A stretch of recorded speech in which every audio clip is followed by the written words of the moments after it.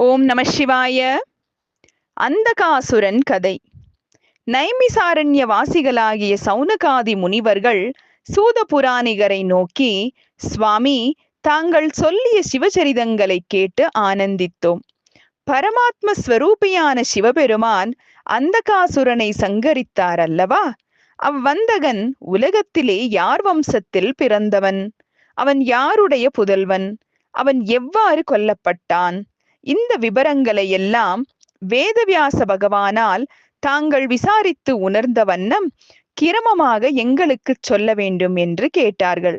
சூத முனிவர் கூறலானார், மகரிஷிகளே, அனைத்துலக நாதனான சிவபெருமானின் கண்களை முன்னொரு காலத்தில் மந்திரகிரியிலே ஜெகன்மாதாவாகிய பார்வதி தேவியார் மாந்தளிர் போன்ற தன் கைகளால் வேடிக்கையாக மூடினாள்.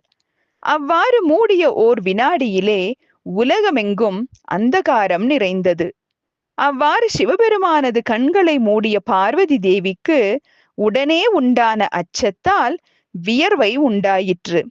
அவ்வியர்வையானது எம்பெருமானின் லலாட நேத்திரமாகிய அக்னியால் சூடுண்டு அவ்விரலிலேயே பயமுறுத்தத்தக்கதும் கொடூரமான குரூர புத்தி உடையதுமான ஒரு கர்ப்பம் ஆயிற்று.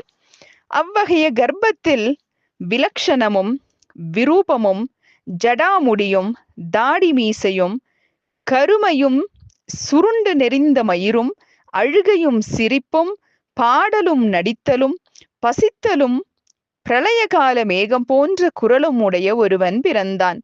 மகா ஆச்சரியமான உருவத்தோடு பிறந்த அவனை சிவபெருமான் கண்டு பார்வதியை நோக்கி சிரித்து, பெண்ணே, என் விழிகளை நீ வேடிக்கையாக மூடி இவ்வகையாக ஒருவனை பிறப்பித்து என்னை பயப்படுத்துகிறாயே என்று வினோதமாக கூறினார். பார்வதி அவ்வார்த்தைகளுக்கு சிரித்து அவ்விழிகளில் பொத்திய தன் கைகளை எடுத்தாள். இவ்வகைய கோர ரூபத்துடன் அந்தகாரத்தால் இருளால் பிறத்தலின் அவன் கண்ணில்லாத அந்தகனாக இருந்தான். அப்பொழுது மகாதேவி மகாதேவனை நோக்கி, சுவாமி, இவன் யார்? குருடனாயும் குரூபியாகவும் இருக்கிறான். எந்த நிமித்தத்தால் இவன் இவ்வாறு பிறந்தான்?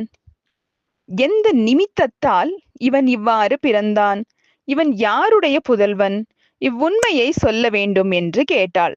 அதற்கு சிவபெருமான், பார்வதி, இவன் மகா பராக்கிரமசாலி. என் விழிகளை நீ மூடினாயே, அப்பொழுது உன் கை வியர்வையில் உண்டாகி அந்தகன் எனும் பெயர் பெற்றான். இவனுக்கு தந்தை நானே. நீ அனுகூல புத்தியோடு உன் கனசகிதமாய் இவனை ஒரு வருடம் காக்க வேண்டும் என்றார். பார்வதி தேவியும் சிவபெருமான் கட்டளைப்படி தோழிகளோடு கூடி அந்த அந்தகனை தன் புத்திரன் போலவே பாதுகாத்து வந்தாள். சில நாட்கள் கழிந்த பின் உலகத்தில் ஹிரண்யாக்ஷன் என்னும் அசுரன் தனக்கு புத்திரனின்றி வனத்தை அடைந்து தேகமெல்லாம் இளைக்க ராகத்வேஷங்களின்றி சிவ தரிசனத்தை விரும்பி பெருந்தவம் செய்தான். சிவபெருமான் அவன் தவத்திற்கு உள்ளம் கனிந்து அவன் தவம் செய்யுமிடத்தை அடைந்து, நீ பஞ்சேந்திரியங்களை அடக்கி இவ்வகைய தவம் யாது கருதி செய்கிறாய்? உனக்கு வேண்டிய வரத்தை கேள், கொடுப்பேன் என்றார். ஹிரண்யாக்ஷன், சர்வேஸ்வரா, எனக்கு பராக்கிரமசாலியும் அசுரகுலத்தை ஆதரிப்பவனுமான புத்திரன் வேண்டும். ஆகவே இவ்வித விரதத்தை ஆசிரயிக்கிறேன். நான் விரும்பிய வண்ணமே அனுகிரகம் செய்ய வேண்டும். என் தமையனுக்கு பிரகலாதன் முதலான 4 புதல்வர்கள் உண்டு. எனக்கு மட்டும் சந்ததி இல்லாவிடில் என் கஷ்டத்தால் சம்பாதித்த ராஜ்யம் என்னவாகும்? பிறனொருவனுடைய ராஜ்யத்தை பராக்கிரமத்தால் சம்பாதித்து தந்தையின் ராஜ்யத்தை பாதுகாத்து கொண்டு வருகிறவனே புதல்வன். அவ்வகைய புதல்வனாலேயே அவனை பெற்றோன் புகழ் பெறுவான். தர்ம சிரேஷ்டர்களாகிய முனிவர்களாலே அபுத்திரஸ்ய கதிர்நாஸ்தி என்னும் சுருதியால் புத்திரனே ஊர்த்துவ கதிக்கு காரணம் என்று கூறப்படுதலின் சகல மாணவர்களும் புத்திர பேற்றினை சிறந்ததாக கொண்டாடுவர். எனக்கு கிரீடாதி புத்திரர் எண்ணுகிற என் தர்ம பத்தினியிடம் ஒரு புத்திரன் உண்டாக வேண்டும் என்றான்.